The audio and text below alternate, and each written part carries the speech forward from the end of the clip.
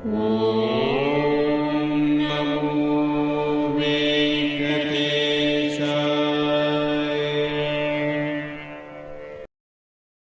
నమో వెంకటేశాయ. ఇక ఈరోజు తిరుమలలో భక్తుల రద్దీ సాధారణం కంటే ఎక్కువగా ఉన్నారు.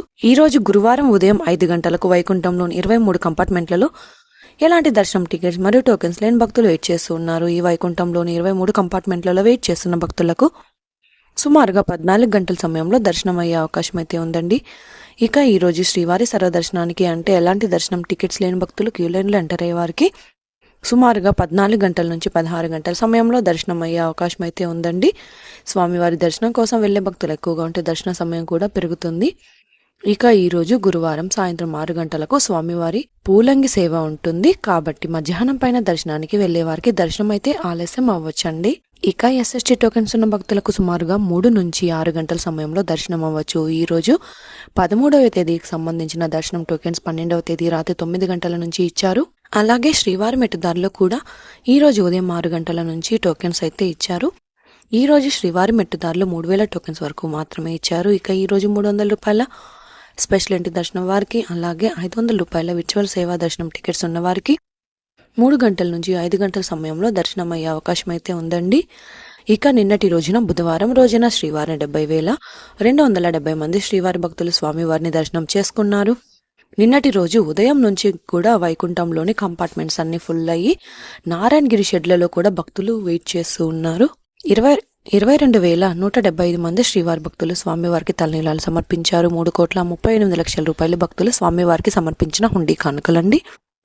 ఇక నిన్నటి రోజు శ్రీవారి సర్వదర్శనానికి టోకెన్ లేని భక్తులకు 13 నుంచి 15 గంటల సమయంలో దర్శనమైనది. ఎస్ఎస్టీ టోకెన్స్ ఉన్న భక్తులకు సుమారుగా 4 నుంచి 6 గంటల సమయంలో దర్శనమైనది.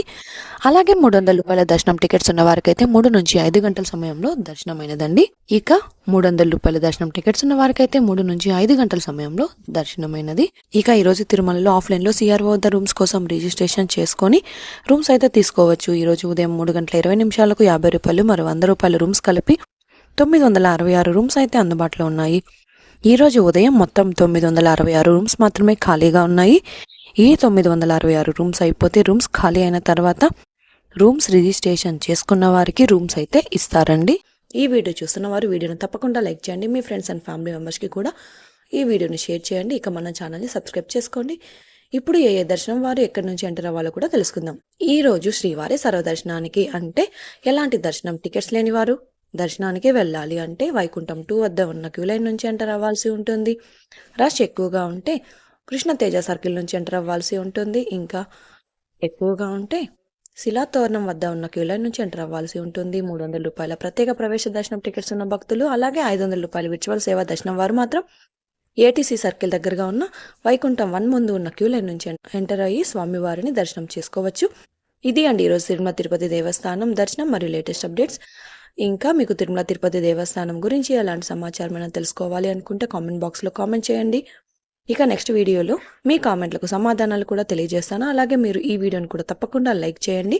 ఈ వీడియోని మీ ఫ్రెండ్స్ అండ్ ఫ్యామిలీ మెంబర్స్కి షేర్ చేయండి. ఇక మన ఛానల్ని తప్పకుండా సబ్స్క్రైబ్ కూడా చేసుకోండి. మరొక వీడియోలో తిరుమల తిరుపతి దేవస్థానం వారి ఇన్ఫర్మేషన్తో మళ్ళీ కలుసుకుందాం. ఓం నమో వెంకటేశాయ.